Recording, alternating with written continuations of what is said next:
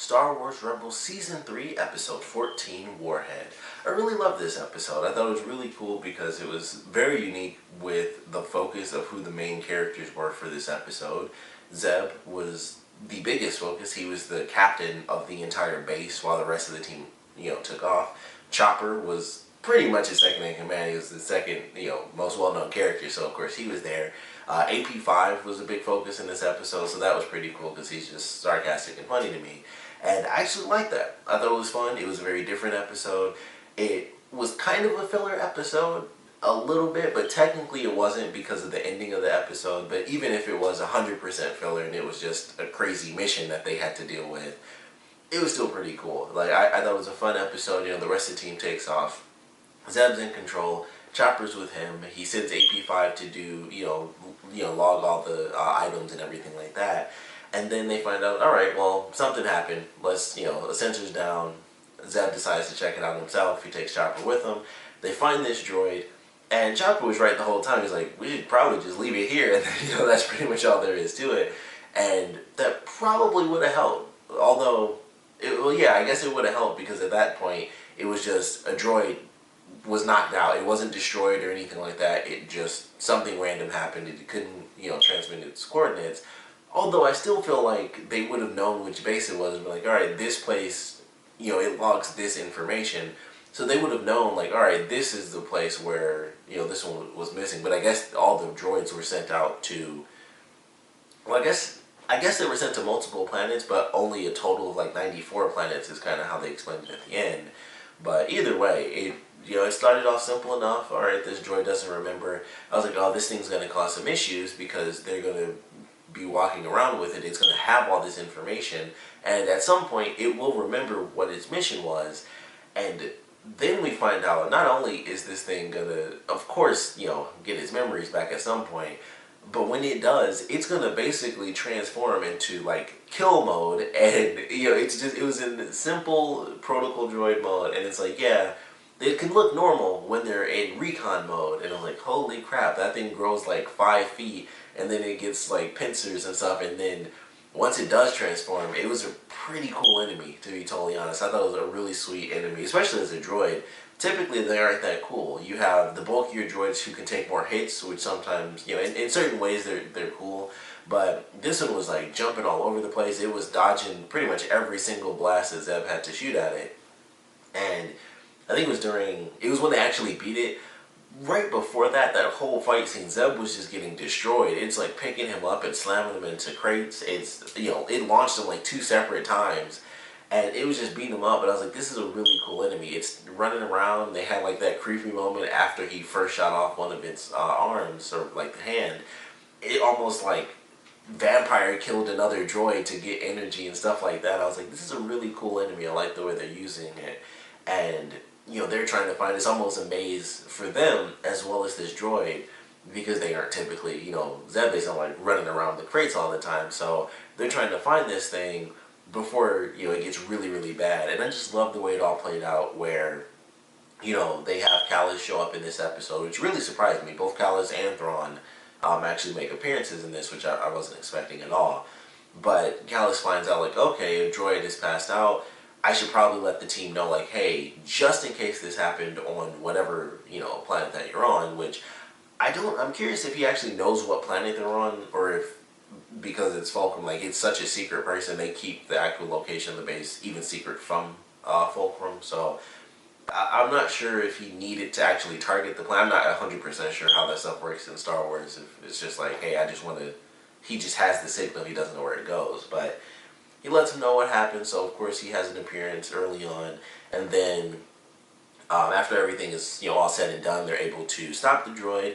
Not only do they stop it, but Chopper had a great idea to actually freeze the countdown, and so they reprogram it to send it back home. And then once it gets back to the ship, it instantly triggers the detonation device, and it takes out the entire ship and all the other droids as well. And of course everyone on the ship, they were completely eviscerated. But Kallus is like, cool, like, if he has the little smirk. And then he goes to Thrawn, and he's like, you don't seem to be in too bad of spirits considering what just happened. He's like, yeah, it kind of sucks, but we had no idea where they were. They could have been on any number of planets, in any number of systems, and then this happens, and now we know that it's shrunk down from like this insane expansive space to this much less expansive space of 94 planets. And that's simple for the Empire. It's like, alright, we know it's 94 planets. Just send something out here, here, and here. That's all we gotta do. So it's getting real close. Like, that was kind of a creepy ending where it was like, alright, they survived. The droid didn't, it wasn't able to, upload any information or anything like that. And then it's like, oh, even in that victory, there was defeat because it was just a simple process. It was like, even though they saved themselves now, they won the battle, but they gave themselves away, at least a little bit. All we have to do is search these certain planets, and they're on one of them. So it was a surprisingly dark ending with the way the whole episode played out. Like, man, this is some important information. They might not be able to destroy this thing without having the Empire come to the base. They might not be able to stop this thing in general because it's so powerful. And it seems like everything worked out beautifully.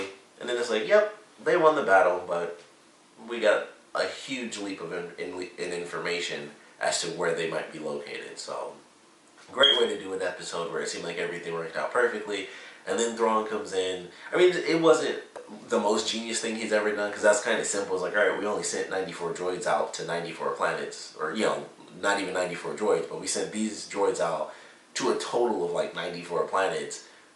It's not, that's kind of simple math to, have something like that figured out. But still, that just means they're getting closer to finding the base. I'm assuming that means Chopper Base is not going to survive past this season, which is kind of unfortunate because I think it's a cool base.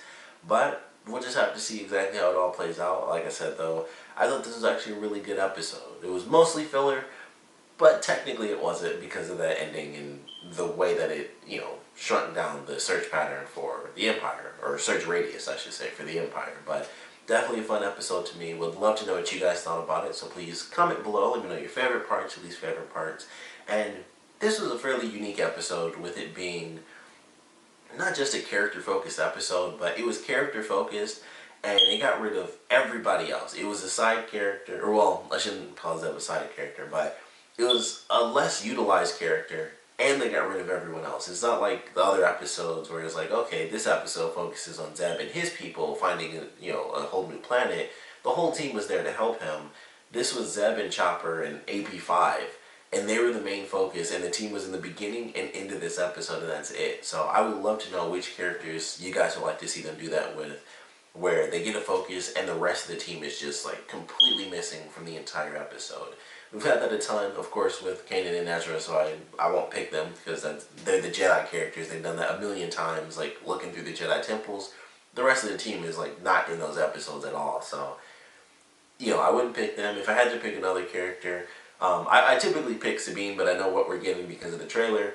But as far as having a character and the rest of the team is gone, I would love to see what Hera would do in that sort of situation, because we don't get, as much as I love seeing the stuff with Sabine and I always want them to show her backstory and, get information, I would love to learn a lot more about Hera, and I would love to see more of what she would do if she was by herself. I think we only had like really one episode that was truly like that, maybe two. But I would love to see another episode like that with her, where it's a focus on her, maybe one of the other characters as well. But just the two of them, the rest of the team is gone pretty much the entire episode. And she's not just on the ship the whole episode either. Like, because that's her thing, that's her thing, is the captain of the ship. Even when she's in an episode a lot, she's just giving commands. It's like, man, I would love to see Hera in a million other different situations. So I feel like if the rest of the team is gone, odds are she's not just going to be piloting on the ship. So that's my choice for a character who's separated from the team. But I would love to know which characters you guys would like to see separated and just kind of cast out on their own for an episode. And of course, like I said, I want to know what you guys thought about this episode in general. So please comment below, let me know, and thanks for watching.